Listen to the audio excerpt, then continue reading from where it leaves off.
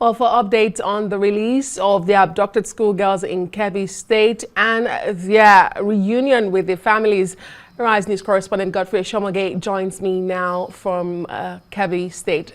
Hello, Godfrey. A long day you've had. Thank you for the job you're doing on the ground. But just bring us up to speed. We all witnessed this reunion today, but what did you observe on ground that we didn't see?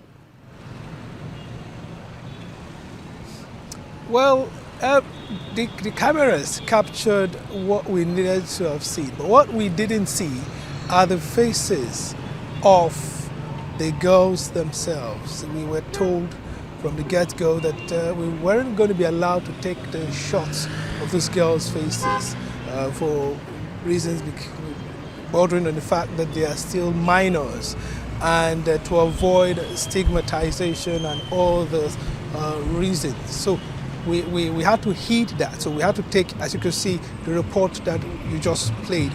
We took the shots from behind, and we weren't allowed to access the front row and to take shots of these girls' faces.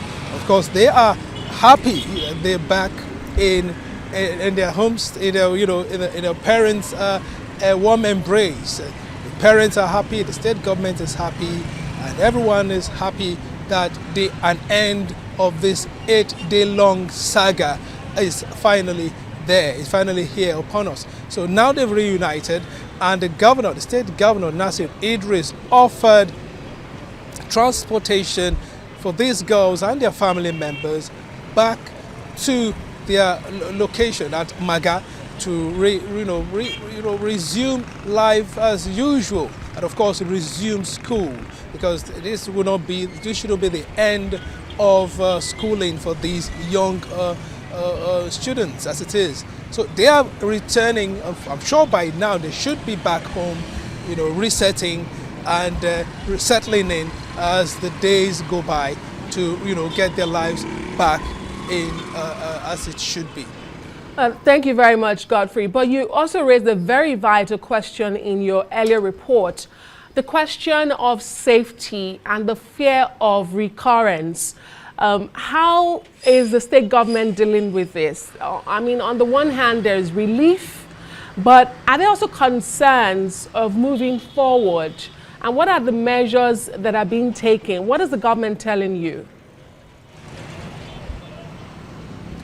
The government, that was a very fantastic question, Adesua. In the last 2 years, this governor, Nasir Idris, has invested, from my findings, has invested a lot from my questions, from my investigation. He said he has invested a lot in security infrastructure.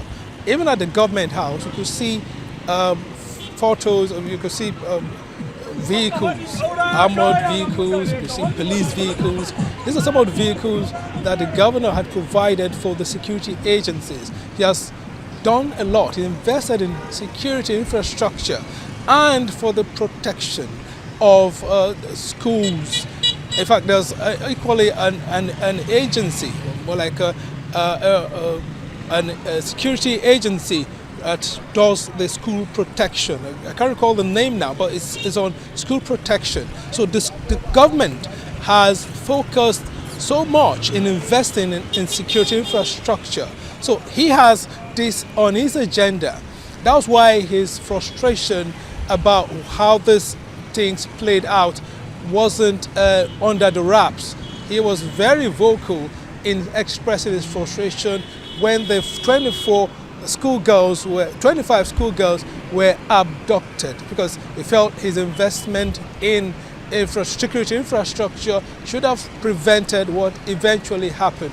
So as for protection of the schools and ensuring the schools are safe, that is a generic question, goes beyond Kebbi State.